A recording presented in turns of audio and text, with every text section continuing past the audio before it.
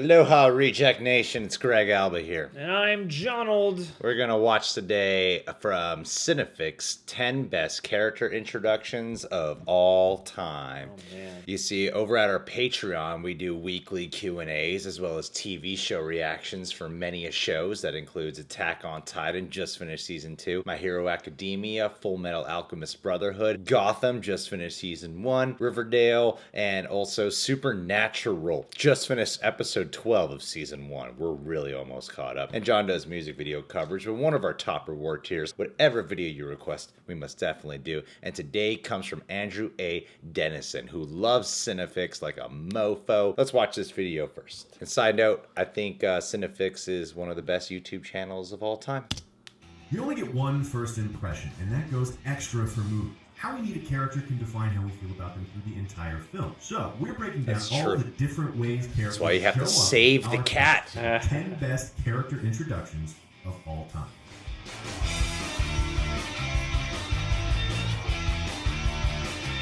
Uma Thurman, Kill Bill. One of my favorites. At its best, Probably not going to be on this list, but it's one of my favorites. A sequence with its own setup, its own suspense, building its own anticipation towards the moment we meet our hero. And one of the most classic examples of this kind of reveal is what we like to call the introduction by parts. We see their hands, their feet, their clothes, their morning routine, everything but their face. It's a small montage striptease of details towards the money shot that is our hero's mug, all the while giving us a front seat tour of all the important details that make our character who they are. Big Oscar Schindler and Jesus from The Big Lebowski, Patton, Patrick Bateman, and even sort of The Strangers on a Train. However, for our first pick, we've got to go with the one and only Indy from Raiders of the Lost Ark. That is a good pick. That's a good intro. Alfred Molina. Frida. Yeah.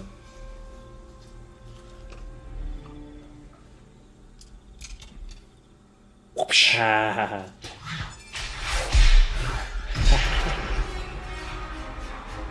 Yeah. Never forget that. Is pure genius. Not only do we see his hands, his feet, his hat, and his whip, all before we're given the privilege, nay, the pleasure of Harrison Ford's visage, we also watch these small parts of him tell us the story. All we see are the little details, but they tell the whole tale, building up the suspense for our mystery hero before he's revealed. Of course, it's not always about the immediate theme. Cool. Sometimes characters spring fully formed into the narrative in abrupt and surprising ways that grab us by the collar and growl at us like a bad Christian Bale Batman impression. Think Quint from Jaws, or Ruby Rhod from The Fifth Element, the Joker from The Dark Knight, Dr. Strangelove from, well, Dr. Strangelove, and our number 9 pick, John Doe from Seven. Ooh. Ooh, that's right. It's pretty late into the film too, huh?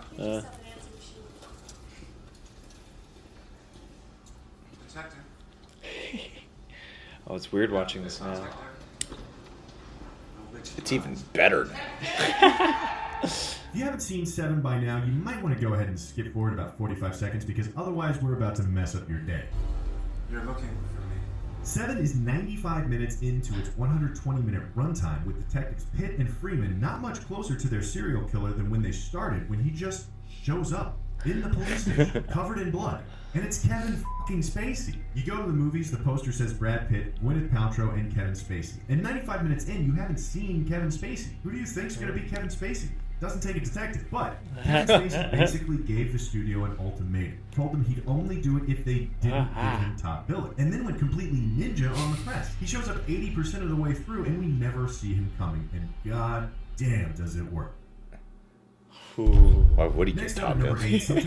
Yeah. A singular moment. A singular image that so perfectly exemplifies their essence that in that instant, That's such a funny their intro. soul. This is Jack Sparrow, a proud pirate atop a sinking mast, or Renton, grinning like a madman while slapping the hood of the car that almost flattened, or Rick Blaine, sitting between a cigarette, a drink, a checkbook, and a chess set. It's Bronson telling the camera he always wanted to be famous. Holly eating her titular breakfast. Luke grinning at his beheaded meters. Alex sipping his Moloko Plus. And the dude sampling some half and half. All of these films manage to take 1,000 words about their characters and distill them into a picture. But we think none better than the good, the bad, and the ugly did with Tuco.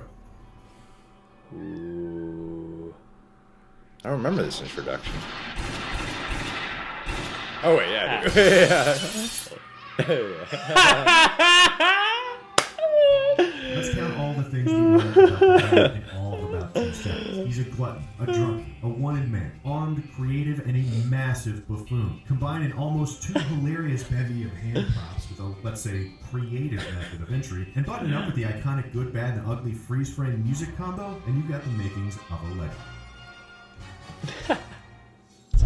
Other characters are introduced not with an image, but with an action. It's like the almost now cliched advice to write a strong character by showing your hero save the cat. Boom! Your audience is kind, capable, active, and Whoa, heroic all at Hellboy once. literally saved a cat. I know, Blake Snyder is so proud right now. Of this, but he's still an honorable mention on our list. The same with Harmonica, the same with Angel Eyes, the same with The Man with No Name. It turns out Sergio Leone's pretty damn good at these types of intros. Marion Ravenwood's drinking contest victory is another great example of this, as is Daniel Plainview's oil prospecting vignette. However, for our number 7, we're going with Kambe, humbly cutting off his top knot in order to pose as a peasant to rescue a young boy from 7 Samurai. Oh, neat. Yeah. It's a great movie.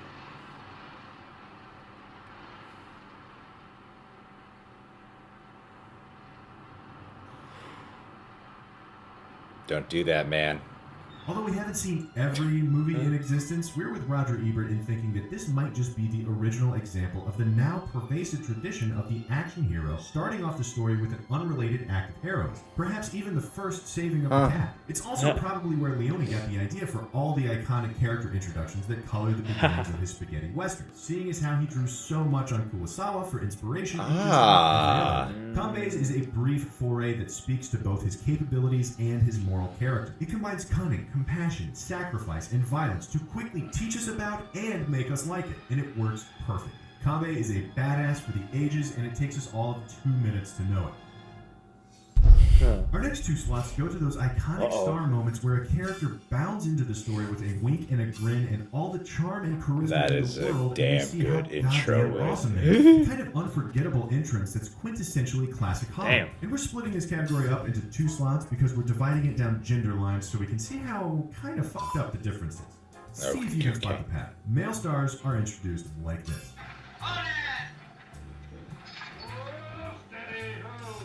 While female stars are introduced like this. Gilda, are you decent? Men are objects of admiration and capability. The audience is meant to want to be them. While women are objects of, well, being objects. The audience is meant to want to possess them. Men hold weapons, tools, guns, while women wear towels. And we think the clearest example of these kinds of introductions belong to James Bond in Dr. No and Lisa Fremont in Rear Window. Yeah. Carta. Nut à la banque. I need another 1,000. I admire your courage, Miss. Trench. Soviet trench. I Trench. admire your luck, That's right. Mr. Bond. That is a great intro. Ha. Oh, this is a whole great like opening right here.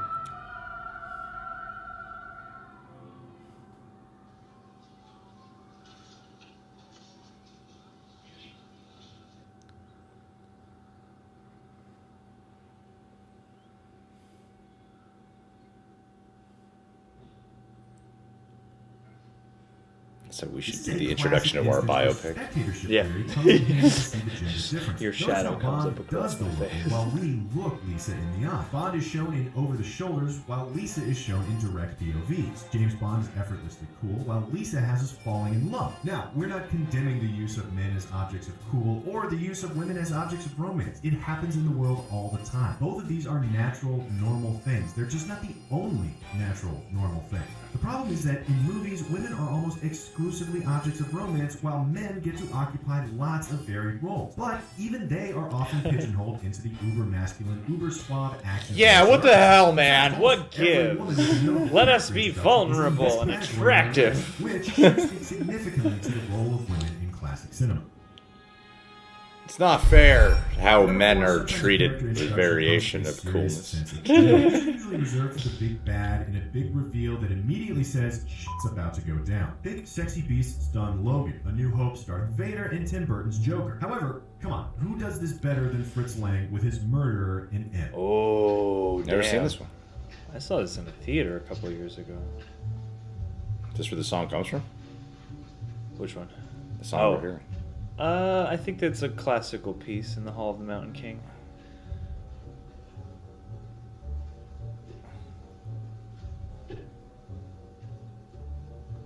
It's the murderer.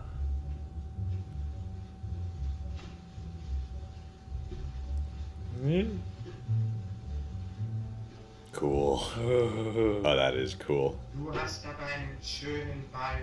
Oh, that is creepy. Oh yeah, it's Peter Lorre. Wie heißt du denn? Oh no. He shows up as a shadow over a wanted poster for himself. We don't even see him, but he's introduced in the vilest, evilest, scariest way possible. The bouncing ball, the dialogue, the lean, the cut to her mother. Ugh, what a film. What an entrance, what an introduction. Wow, that make Next that up at number right 3, away made me want to watch it. rival that is Yeah, it's a good itself movie. tension filled, where the character's very approach to the screen fills us with apprehension. Shakespeare. It's not a scary reveal as much as it's a long, slow entrance. It gets worse and worse the closer we get. Think Henry V, Silva from Skyfall, and the original Dracula. They're all larger-than-life characters starting small in the frame and then walking towards us, filling it with their stature. Of course, no one's ever done the slow, axial approach better than David Lee, which is why we really have Lawrence. no choice but to give this spot to Sharif Ali from Lawrence of Arabia.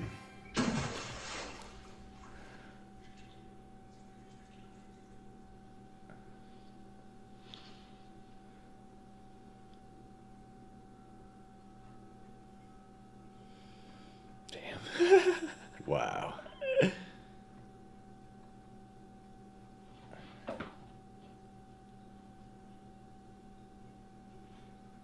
Looks like he's Rendering the flying. wide expanse of the desert as claustrophobic as a coffin, Lean's iconic cinematography has him emerging as if from a mirage, shimmering in the heat of the distance and creeping closer for what seems like ages. And then, when it feels like it can't get any more unbearable, his Bedouin guide lunges for his gun and is brought down in a single shot. And then, more quiet, Ali slows, dismounts, and only then speaks. He is dead. Yes. Why? This is my well. Is he a bad man? A good man? A righteous man? An enemy? That we don't know. But we do know he probably shouldn't f with his well.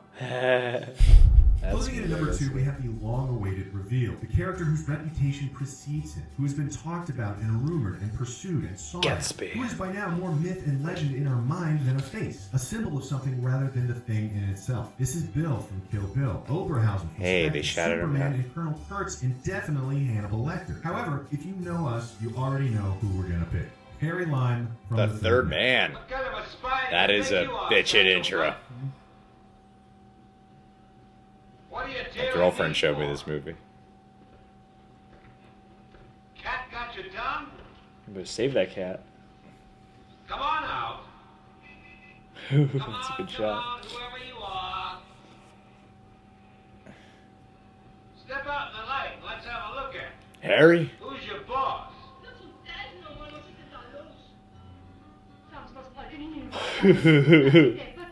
Ja, zie mij niet, schat, dit zo leuk. En vrijheid is toch niet meer dan nog zo erg buitengewoon.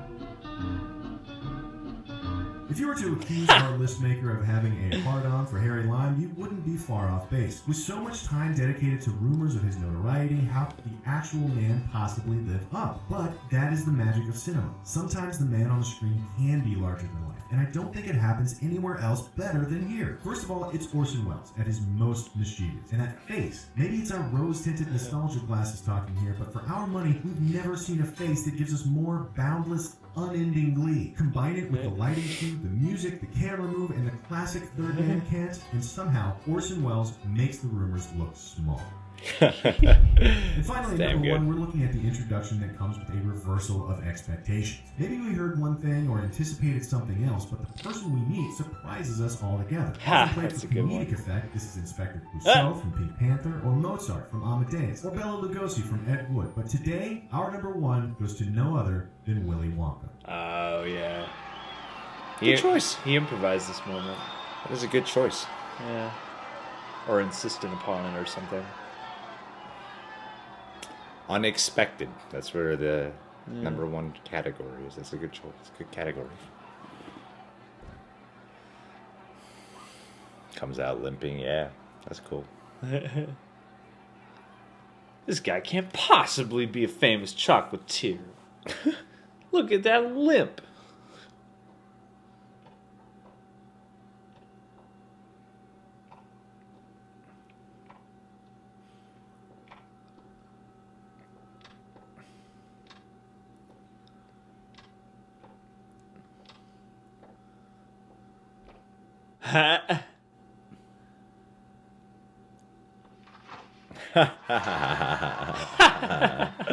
There is perhaps no better time to reminisce about our hellos as when we say goodbye. So here's to Mr. Wilder and all the entrances he ever made.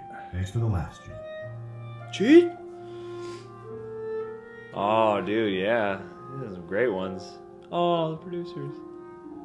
So what do you think? Do you disagree with some of our picks? Did we leave out any of your favorite introductions? Let us know in the comments below. Come check out our bi-weekly movie list talkback on Facebook Live, Thursdays at 3 p.m. Eastern, after every episode where we answer your questions and respond to your comments. And be sure to subscribe for more Cinefix movie lists. Well, thanks, Cinefix. That is a great list. The reason I love Cinefix so much is especially the way they break down their list. I feel like they have a really unique way of doing it. I love that they always explain what their category is for what this number is going to consist of, and then they show several examples what they mean by this category, and then by dissecting that and analyzing it. Usually when they do their list, I rarely am here going, "What? Why this one?" Because they've done such They've already justified it for you. Yeah, they've already done such a good breakdown, different examples of what they could put here and why, and then they go with why they're choosing this one. You're like, yeah, it's kind of hard to argue with that. I really appreciated this list both for that, for having, like a different succinct approach to every rank, but also every rank gets an honorable mention or three. Yeah. Which is another nice thing. And it almost makes it more than just, it makes it more than just a list. It's almost kind of like a film school in a way, because you're peering into a bunch of different movies and how they all use the intro, but also what kind of intro and all the different approaches. And I was sitting here going, oh yeah, there are a lot of ways to introduce characters, aren't there? I also like the introductions that I think Tarantino has become so good at. Like, I brought up Kill Bill Volume 1. Indiana Jones is a really cool setup in terms of like, who is this guy? Makes you go, what's going on? Who is he? When I think of like the opening of John Wick or the opening of Kill Bill Volume 1. Or Fast and the Furious 1. What happens there? He like spins out and goes, shit! And that's the first time you see Paul Walker. It's great. It's a great intro. When you see those like two intros, I like when you open up a scene in the middle of a scene. Yeah. There's already damage that's occurred. Yeah. So you're not only being introduced to this character at a weak moment, but you're also being thrown into the plot. Mm-hmm. You gotta pick apart the context right away and see what it says about each character, and then what's gonna get clarified away for you in a couple minutes. Yeah, time. I know they don't have any category like that here. I'm curious as to know what the team at Cinefix would choose for an introduction of that caliber. But for me, that is Kill Bill Volume 1. They were talking about defining expectations in terms of like how they did with Willy Wonka. That's not based off expectation of the trailer, but that build-up they have to finally seeing Willy Wonka. And he comes out limping. He's just a regular looking dude, and he seems like, how the hell? He's not frail. charismatic. I think with something like Kill Bill, it's not really the build-up to the intro, but you factor in the marketing of what you saw, and then you start the movie, and you're like, oh shit, the main cool guy that we saw in the trailer, or girl, is now all damaged? What the hell is happening right here?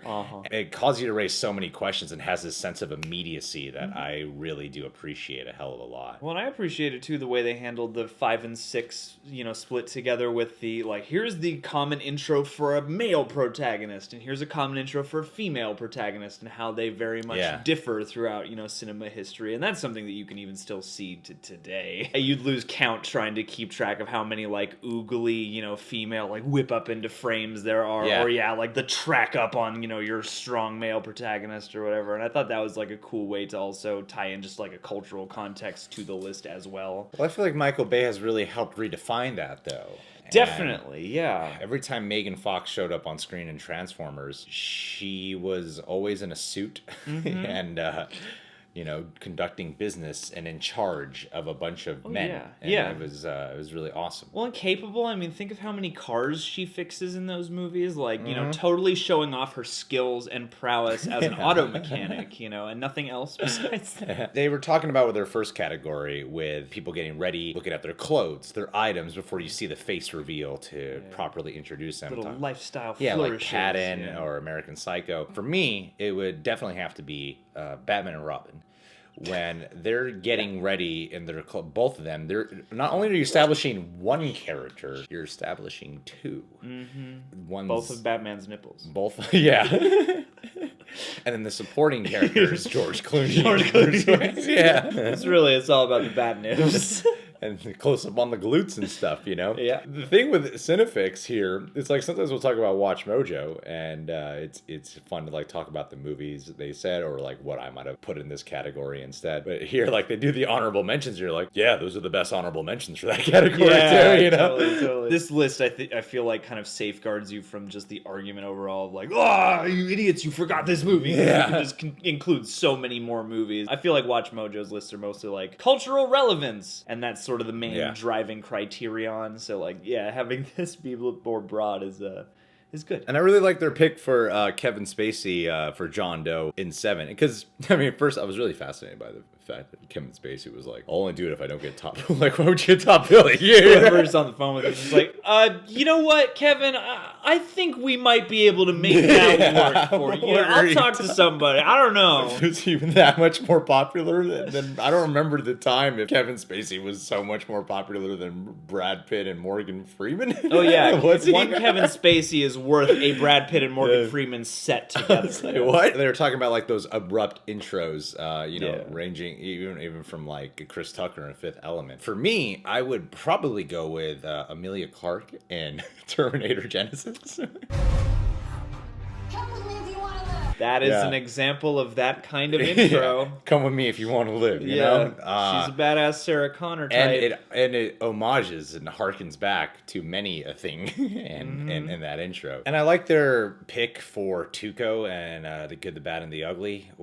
Singular moment intro. Yeah, there's one intro. I'm not sure if it entirely fits into this category, and if you guys have made it this far, you can tell me if I'm completely wrong. Will Smith and Suicide Squad? Will Smith and Suicide Squad, when he's on that punching that bag, they all get that. The whole squad gets that. Yeah. I was gonna say Jason Statham and the Meg, and Lock, Stock, and Two Smoking Barrels, because in the beginning of that he's selling jewelry on the street, and he's like really charming and funny, but you can tell he's just hustling the group. Then he eventually runs away. I feel like they gave like honorable mention examples here that are very reminiscent of that, but.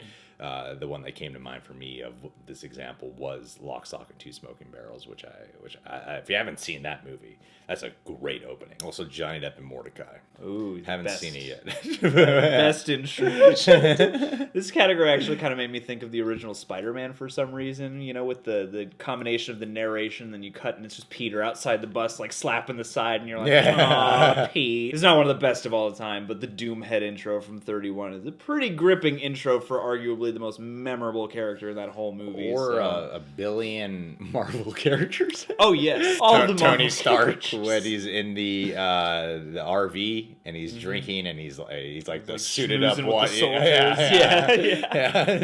Yeah, that's a good example of that. For their one category, the Save the Cat category, which is the most. If you guys don't know what Save the Cat is, if you're a Cinefix fan, you probably know what it is. There's a famous screenwriting book. I've mentioned it a few times here because so many movies copy it, especially if you have an anti-hero character. Usually within the setup of the movie, you gotta have a moment where they call it as a metaphor, save the cat. I didn't realize Hellboy, I don't think that was the intro. I don't remember the first Hellboy, if he literally saved the cat or not. It basically implies that the character does something to make them instantly likable, and especially works if the character is an anti-hero of sorts, Because it indicates they've got a code, man. Yeah. I don't feel like my favorite filmmakers really feel like they might accidentally do that. Yeah. sometimes movies are more apparent than that. It's so common, and for some reason I have the hardest time trying to rack my brain for one right now. But Oh yeah, every one of these is so like being on the obvious. spot. Yeah. It's like there are every movie. Yeah. I have every movie to choose from. How do I pick a good example? I read the book, and I think they pointed out, or I noticed it. I can't remember if it was the book that pointed out or if I just noticed it. There's this movie with Al Pacino called Sea of Love, and at the beginning of the movie, he's undercover, and then he busts a gang of people doing illegal gambling. He has his kid with him, and instead of arresting, he just flashes his badge, gets the hint to run away because he doesn't want to arrest him in front of his kid. So you're like, oh, this cop brought down the fun, but look at him, he's a good guy, you know? Yeah. Seriously speaking, they have, you know, that category of like the shit's about to go down kind of intro. I'm not entirely sure if this one applies either, because that's the fun thing about Cinefix. They're such a film school that you're also trying to completely understand sometimes what they're saying. Not that it's like confusing, but you're also trying to really understand what the rules are. I kind of think of the first Terminator with Arnold. Oh, there you go. He's not the very beginning because you got some of like the apocalypse in the beginning of the film, but then when he shows up, you're like, damn, just like his walk and everything. He's not coming from the shadows. Once he arrives, Malevolent your buildup. mood Yeah. changes. Yeah. Shifts. I think that's a good candidate. I'm not an expert per se, but I accept it. This judge says yay. Or if it's you really want to go hard, Jai Courtney. Even Jai Courtney. In Terminator Genesis. Now that is about to go down. And one of the other reasons I love Cinefix is I learn often, and I've never really noticed this type of attribute with a villainous character or any kind of character, like when they were talking about Lawrence of Arabia with Ali, or God, Javier Bardem, Skyfall, like that long shot, and I'm like, well, like trying to rack my brain to think of other movies is kind of hard for me because I never noticed that that's a thing that some films do until they pointed out, like, oh, that's pretty cool, you know? Definitely see. The thing is, like, I know That's I've how we seen should a lot of introduce all our reactions. just us very slowly making our way into frame, and then by the 3-minute mark, monologuing we're our way here. into the intro, and then when we sit down, we just hop into the reaction. Spacebar. See, the thing is, like, I know that I've seen a lot of very notable long shots that make use of that really tight, you know, thick depth of field or whatever, but it's hard to think, of a specific intro aside from all these honorable mentions that they put here. And Lawrence of Arabia, hey, that's a movie I gotta see, but that just, I felt so much hotter just watching it. Because that's the thing, is you look in the distance and you can see the horse's feet hitting that weird, you know, optical illusion where it just looks like sky. Yeah. And it's so jarring to see. That's a great shot. And the one that they credited to Harry Lime, Orson Welles, in Third Man, which I remember watching that movie. My girlfriend has shown me a few classic films, and that was the first one she started me off with. And watching that movie, I wasn't fully into it until that very shot. And that was my first Orson Welles experience, other than whoever played him in Ed Wood. that was my first. D'Onofrio. That was D'Onofrio? Holy shit. Yeah. With a different voice, but yeah. Okay. But yeah, that was my first introduction to him in cinema. And the second he showed up, I was like, for some reason, instantly hooked. It was amazing. I feel like because that is a cool trope to do, where you like build up a character to see if they live to the hype when you finally reveal who they are. One that I think is never talked about, but for me, it's the only thing that made this movie like work and where I actually became invested. And that is Leonardo DiCaprio in The Great Gatsby. That is exactly what I thought about. Is that what you thought about it? Yeah. Because there's so much build up, and it's moving so fast, and it's not really. It's like, this doesn't feel like a good movie. But then when he shows up, you're like, that's it. That's Gatsby. It's like the movie has a moment of clarity that second he turns around with the glass and raises it. Yeah, it is like the perfect translation of this kind of moment for the now. Yeah, because that's 100% what came to mind. Yeah. And I wish they referenced it, because that's, to me, like, I'm like, wow, one shot, that's him right there. And it lives up to the hype. If it had been that better movie, they would have referenced it.